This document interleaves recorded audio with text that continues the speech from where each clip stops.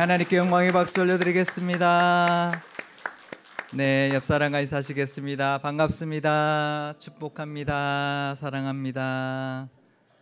네, 사순절을 보내고 있는데요. 십자가는 사랑입니다. 우리 어디를 가든지 무엇을 하든지 십자가 사랑 붙들고 살아가시는 저와 여러분 되시기를 바랍니다. 네, 어제 봄비가 왔습니다. 이제 산불도 잔불까지 잘 마무리가 될 텐데요. 이제 우리나라가 안정을 되찾아가야 할 때입니다. 치유와 회복을 위해서 많이 기도해 주시기를 바랍니다. 지난주부터 민수기의 말씀을 우리가 묵상하고 있는데요. 이제 출애굽을 한 이스라엘 백성이 가나안 땅을 향해 나아가기 위해서 진열을 가다듬게 하셨는데요. 민수기 1장 1절 말씀입니다. 이스라엘 자손이 애굽 땅에서 나온 후 둘째 해 둘째 달 첫째 날에 여호와께서 시내 광야 회막에서 모세에게 말씀하여 이르시되, 애굽 땅에서 나온 후 둘째 해 2월 1일이었다고 그때를 기록해주고 있는데요.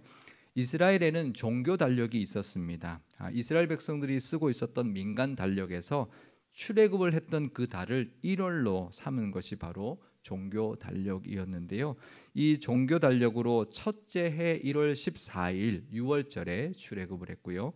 둘째 해 2월 1일이 되었으니까 1년하고 보름 정도가 된 시점이었던 것이죠. 둘째 해 1월 1일에 성막을 세웠고요. 1월 14일에 두 번째 6월절을 지냈습니다. 그리고는 2월 1일이 되자 하나님께서 백성의 수를 세어라 라고 명령하셨는데요. 그래서 민수기는 백성 민자에 숫자를 쓰고 있어서 백성의 수를 기록한 책 이렇게 볼 수가 있습니다.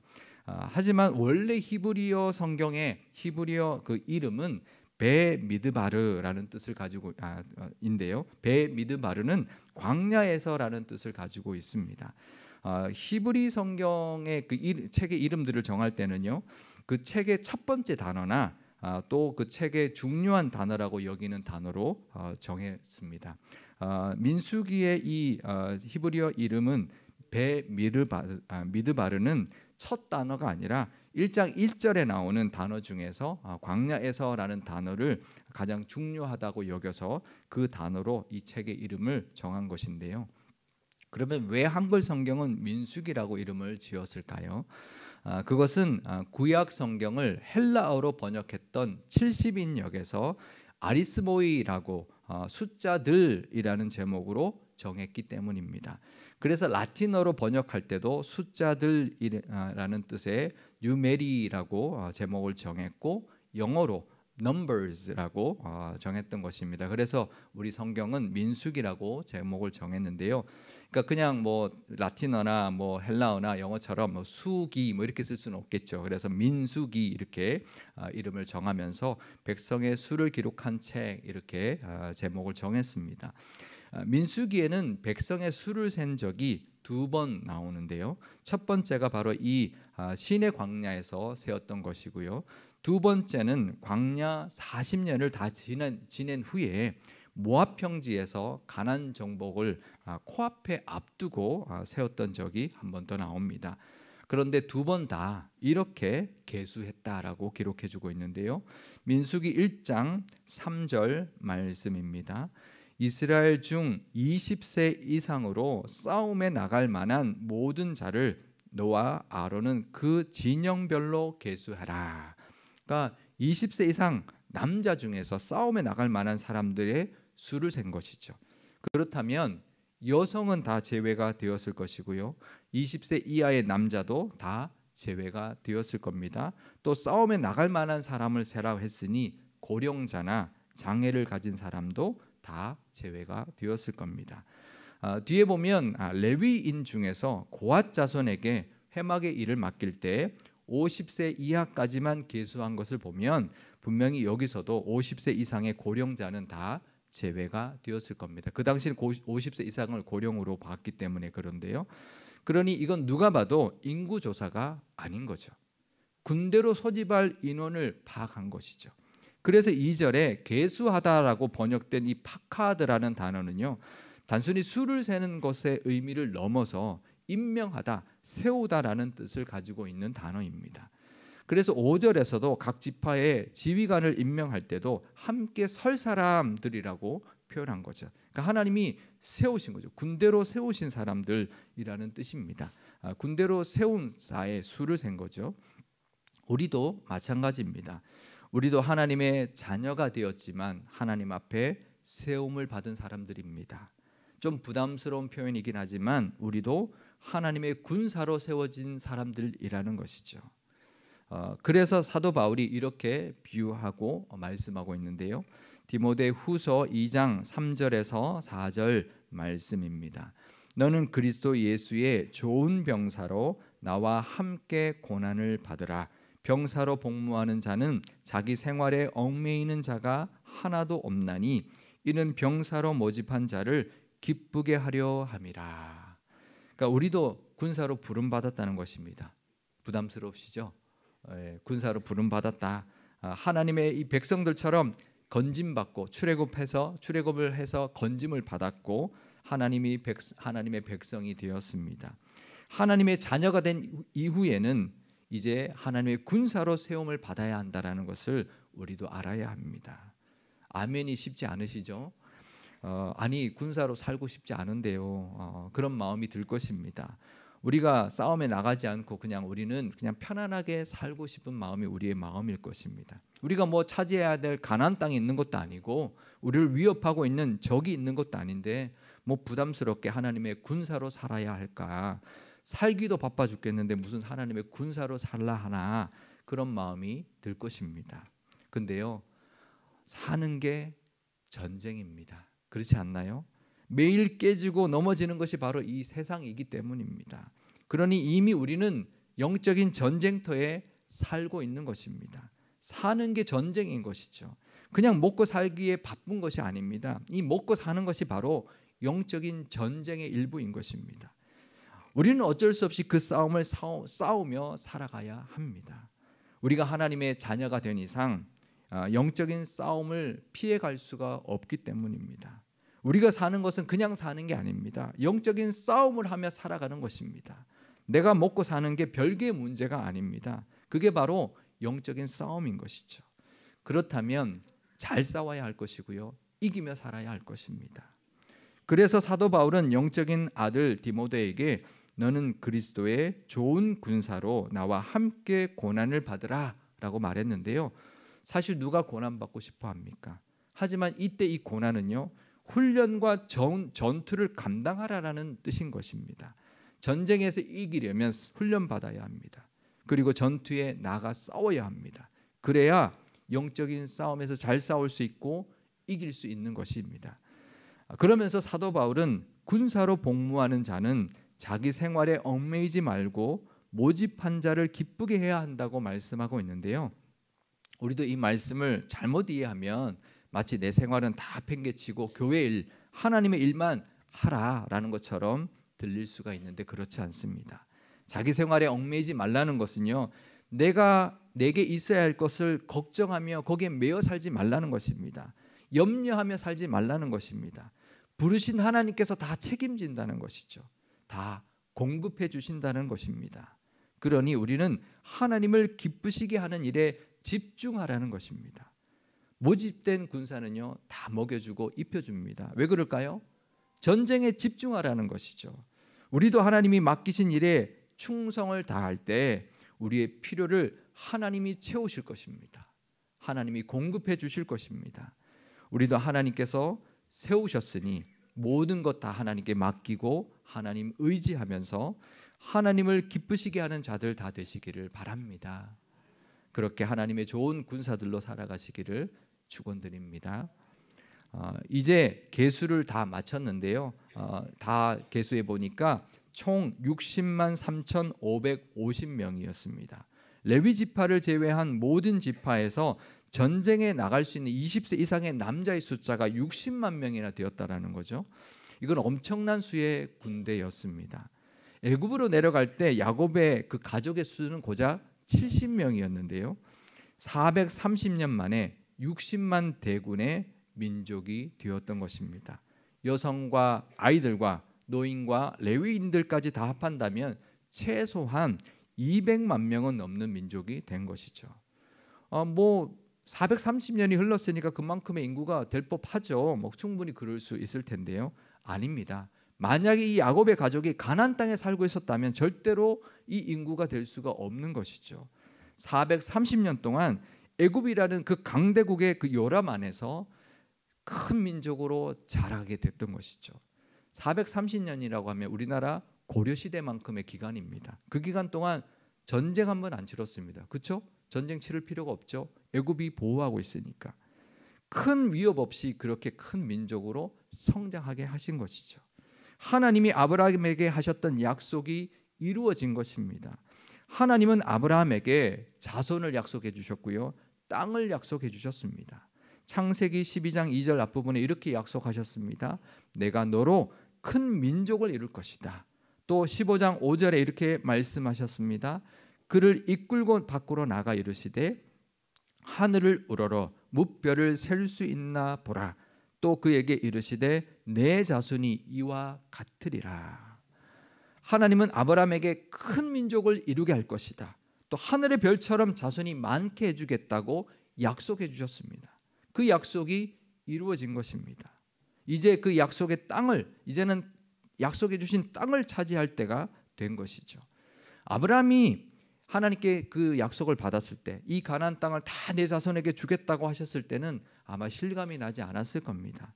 근데 이제는 그 가나안 땅을 차지하고도 남을 민족이 된 것입니다. 하나님은 약속을 주시고요. 그 약속을 하나님이 신실하게 이루어 가십니다. 아마 이스라엘 백성들은 노예 생활을 하는 동안 너무나 고달프고 힘들기만 했을 겁니다. 하지만 하나님은 그 시간 동안 그들을 큰 민족으로 이루어가고 계셨습니다. 우리도 그렇습니다. 지금 내 눈에 보이는 현실만 보면 안 됩니다. 하나님이 이끌어 가시는 보이지 않는 손길을 볼 수 있어야 합니다. 신실하신 하나님을 믿는 믿음으로 우리가 살고 있는 현재를 볼 수 있어야 합니다. 내 짧은 소견과 식견으로 좌절하지 말고 힘들어할 필요가 없습니다. 하나님의 이끌어 가심이 분명히 있습니다. 하나님의 그 신실하심을 믿음으로 하나님의 약속을 붙들고 살아가시는 저와 여러분 되시기를 바랍니다. 그러면 그 믿음의 역사해 주실 것이고요. 우리에게 부어주실 미래도 우리가 소망하게 될 것입니다. 군사의 수를 다 계수하고 난 뒤에 진영을 정비하게 하셨는데요. 민수기 2장 2절 말씀입니다. 이스라엘 자손은 각각 자기의 진영의 군기와 자기의 조상의 가문의 기호 곁에 진을 치되 회막을 향하여 사방으로 치라. 그러니까 성막을 중심으로 사방으로 진을 치게 했는데요. 진을 친 모습을 우리가 그림으로 제가 한번 준비했습니다. 성막을 중심으로요. 지금 이게 위쪽이 서쪽이고 아래쪽이 이제 동쪽이고요. 오른쪽이 북쪽이고 왼쪽이 남쪽입니다. 그러니까 성막을 중심으로 동쪽, 그러니까 아래쪽에 베냐민 집 아래쪽에는 그 유다 지파, 이사갈 지파, 스불론 지파가 있었고요. 또 오른쪽 북쪽에는 단 지파, 아셀 지파, 납달리 지파가 있었고요. 왼쪽 남쪽에는 루벤 지파, 스므온 지파, 갓 지파가 있었고요. 위쪽 서쪽에는 에브라임 지파, 므낫세 지파, 베냐민 지파가 배치하도록 그렇게 하나님 명령하셨는데요. 사실 이 그림은 완전 비현실적인 비율로 그린 겁니다. 성막에 비해서 각 지파의 그 크기가 너무 작죠. 유다, 이사갈이 조만한 그 장막 안에 다 들어갈 수가 있을까요? 아니죠, 그죠?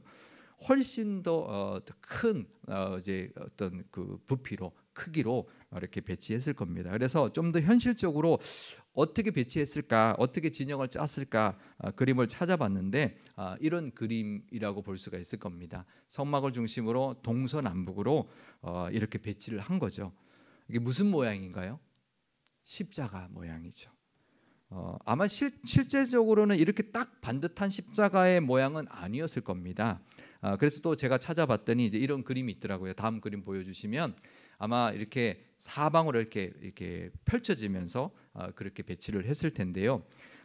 아무리 그렇게 펼쳐진다 하더라도 남북, 그러니까 좌우로 이제 각각 이제 15만 명의 이제 그런 배치의 진영이고요. 서쪽 위쪽은 10만 명, 아래쪽 동쪽은 18만 명입니다. 그러니까 이제 대칭이 좌우로 비슷하고요. 위는 짧고 아래가 긴 그런 형태였던 거죠. 그래서 제가 그런 자료를 아무리 찾아도 찾을 수가 없어서 제가 어제 직접 그렸습니다. 보여드리겠습니다. 저런 모양입니다. 그러니까 좌우 남북으로는 15만 명씩 딱 균형을 잡혔고요. 북쪽은 10만 명, 그리고 남쪽은 아래쪽은 남쪽이 아니라 동쪽 아래쪽은 18만 명. 그러니까 딱 십자가 모양인 거죠. 뭐 딱 저런 모양은 아니겠지만 대충 저런 모양으로 배치를 하나님이 하게 하신 것입니다. 아주 독특한 모양이죠. 그래서 제가 이런 군대 진영의 배치가 일반적이었을까 제가 한번 찾아봤습니다. 그랬더니 보통 군대 진영은 사각형 진영이거나 원형 진영이거나 좀 특별하면 삼각형 형태의 진영을 쳤다고 합니다. 사각형과 원형은 중간에 그 지휘부를 중심으로 일정한 그런 거리를 두고 이렇게 둘러싸고 있는 형태고요. 삼각형도 사실 비슷한데 좀 더 이제 공격적인 그런 진영으로 쓰였다고 하는데요. 그러니까 이 십자가 형태의 진영은 이스라엘만의 아주 독특한 진영이라는 것을 알 수가 있는 거죠. 그 당시 이스라엘 백성들은 왜 그렇게 하라, 왜 이런 모양으로 하라 하셨을지 몰랐을 겁니다. 근데 우리는 보면 알죠. 왜 그랬을까? 왜 그러셨을까요? 십자가 모습으로 진을 치고 있었다라는 것, 그것은 분명히 십자가의 은혜가 그들 가운데 있어야 한다라는 것을 상징하는 거죠. 그때는 십자가를 몰랐어도 하나님 이미 그 이스라엘 백성 가운데 십자가를 새겨놓은 것입니다. 또 하나가 더 있는데요. 그 중심에 성막이 있겠습니다. 보통 군대 진영의 그 가운데는 지휘부가 위치하고 있는데요. 성막이 그 가운데를 차지하고 있게 하라는 것은 무슨 뜻인가요? 하나님이 지휘하신다라는 거죠. 하나님이 지휘관이시고 이 전쟁은 하나님께 속한 것이라는 거죠. 하나님은 이 땅의 모든 전쟁을 다 지휘하십니다. 그러니 우리의 삶에 일어나는 모든 전쟁도 하나님이 주관해 주실 겁니다. 그러니 우리 중심에 하나님을 모셔드려야 합니다. 지휘관이 누구냐에 따라서요, 전쟁의 승패는 완전히 달라집니다. 우리의 대장은 예수님이십니다.